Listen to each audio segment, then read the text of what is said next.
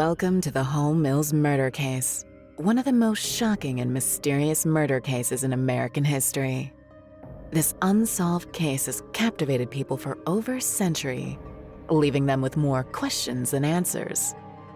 On September 16, 1922, the bodies of a prominent Episcopal priest, Edward Wheeler Hall, and a married choir singer, Eleanor Reinhardt Mills, were found in a field in New Brunswick, New Jersey. The gruesome discovery sparked a media frenzy and launched an investigation that would uncover scandalous secrets and bewilder the public. What happened that night? Who killed Hall and Mills, and why? Was it a crime of passion, or was it something more sinister?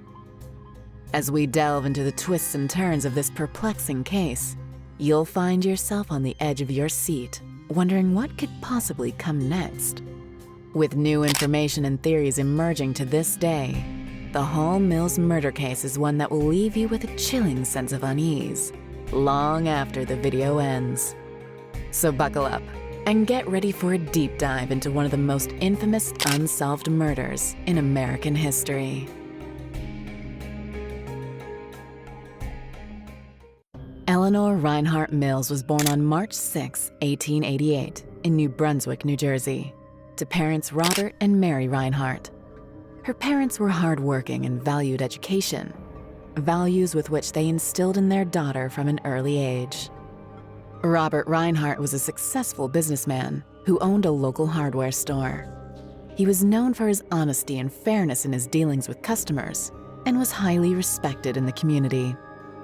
Mary Reinhardt was a devoted homemaker who placed a high value on family and community service.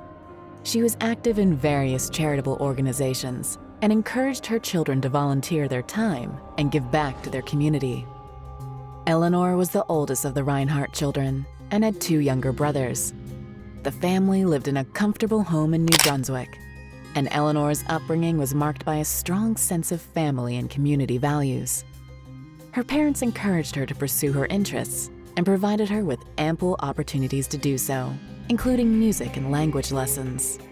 Despite her busy schedule as a working mother, Mary Reinhardt remained deeply involved in her children's lives, attending their school functions and extracurricular activities. She was known for her warmth and kindness and was highly respected in the community. Robert Reinhardt passed away when Eleanor was a young woman, leaving Mary to raise the children on her own. Despite this loss, the family remained close-knit and continued to prioritize education and community service. Eleanor's parents and family played a significant role in shaping her character and values, and their influence can be seen in the many contributions she made to her community throughout her life. Eleanor Reinhardt Mills and her husband, James E. Mills, lived at 49 Carmen Street in New Brunswick, New Jersey, with their two children, Charlotte E. Mills and Daniel Mills. James worked as an acting sexton at St. John the Evangelist Episcopal Church and as a janitor at Lord Sterling Elementary School. After the family's death, they were buried in Van Loo Cemetery, North Brunswick. Edward Wheeler Hall married Frances Noel Stevens on July 20th, 1911. He grew up in Brooklyn, New York, and earned his theological degree in Manhattan. He then moved to Basking Ridge, New Jersey, and later to St. John the Evangelist Episcopal Church in New Brunswick. Edward was living at 23 Nicole Avenue in New Brunswick at the time of the murder. Following his death, he was buried in Greenwood Cemetery in Brooklyn. On September 16, 1922, two people, Eleanor Mills and Edward Hall, were found dead in a field near a farm in Somerset County, New Jersey. They were lying on their backs and had been shot in the head with a .32 caliber pistol. The man had been shot once, and the woman had been shot 3 times. When the police officer arrived at the scene, he noticed that the woman's throat had been cut and that there were maggots in the wound, indicating that she had died at least 24 hours earlier. The bodies were found lying next to each other, with their feet facing a crabapple tree. The man had a hat covering his face, and his business card was placed near his feet. Torn-up love letters were found scattered between them. Eleanor Mills was wearing a blue dress with red dots, black stockings, and brown shoes. Her blue velvet hat was found close to her body, and a brown silk scarf was wrapped around her neck. The man was identified as Edward Wheeler Hall, a priest from New Brunswick. His right arm was touching the woman's neck, and he had a gunshot wound to his head that was hidden by his hat. He had a small bruise on his ear and scratches on his fingers. Investigators also discovered a wound on his leg just below his knee. His gold watch was missing, but he still had some coins in his pocket. The investigation was plagued by jurisdictional troubles because the crime scene was near the border between two counties. On top of that, people who were curious about the crime scene came, trampled the site, and even took things as souvenirs, while the authorities were trying to figure out which police department was responsible for the area.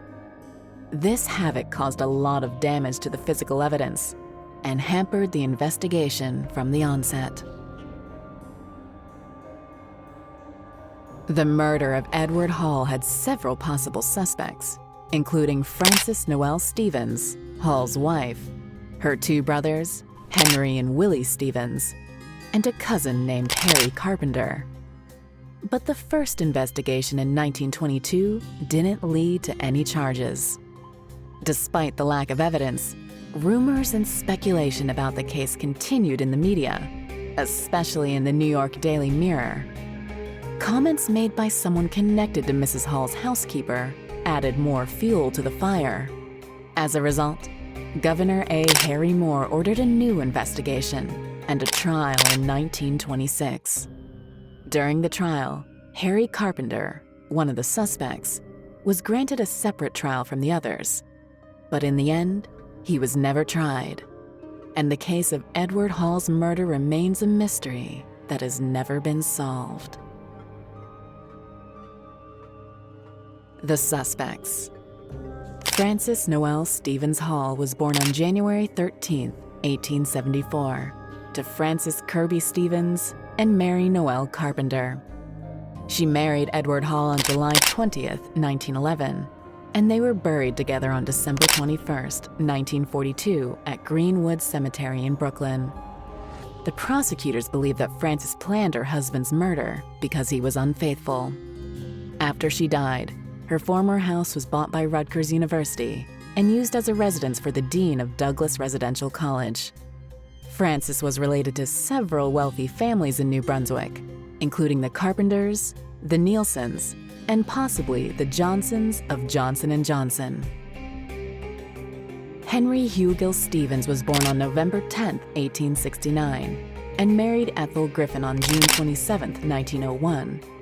He was a retired exhibition marksman and lived in Levayetteville, New Jersey. The prosecution accused him of being the one who fired the shots in the murder case.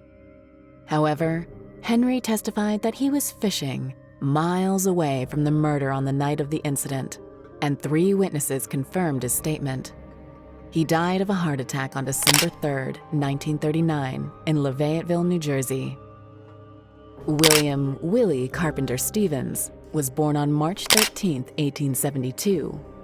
He owned a gun that looked similar to the one used in the murder, but he claimed that he modified the gun's firing mechanism so that it couldn't fire.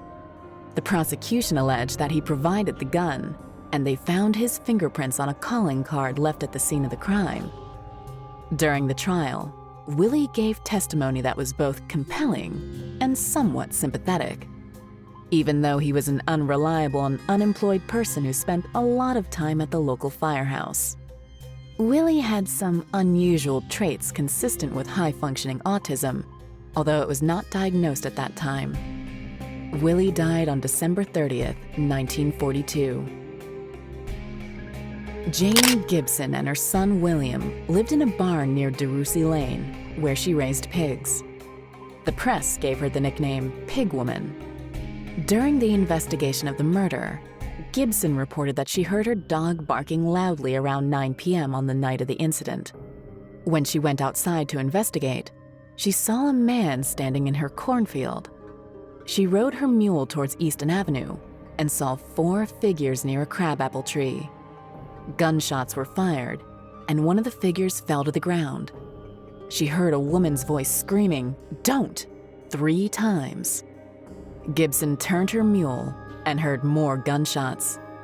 She looked back at the tree and saw a second person fall to the ground, hearing a woman shout the name Henry. Her testimony was the backbone of the Hall Mills trial. The Hall Mills trial began on November 3, 1926, at the Somerset County Courthouse in New Jersey, and it lasted for about a month. The trial drew national attention because it involved wealthy families. Alexander Simpson was the prosecutor, while Robert H. MacArthur and Timothy N. Pfeiffer were the defense attorneys. Joseph A. Farrett testified as a fingerprint expert, and Raymond C. Stryker was the foreman of the jury. The prosecution's case relied heavily on the testimony of Jane Gibson, the pig farmer who found the bodies. However, the defense painted her as an unreliable witness by pointing out inconsistencies in her story when she talked to the police, newspapers, and in court. Gibson testified from a hospital bed that was brought into the courtroom. Despite evidence suggesting that Mrs. Hall and her brothers were responsible for the murder, all 3 defendants were acquitted. The evidence just wasn't strong enough to convict them. Nonetheless, the trial was suspenseful and drew national attention. Despite this, the murder of Eleanor Mills and Edward Hall is still unsolved, and the identity of the culprit remains a mystery to this day. As we conclude this video on the Hall Mills murder case, we're left with more questions than answers.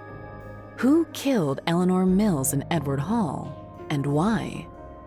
Was it a crime of passion, or was it something more sinister?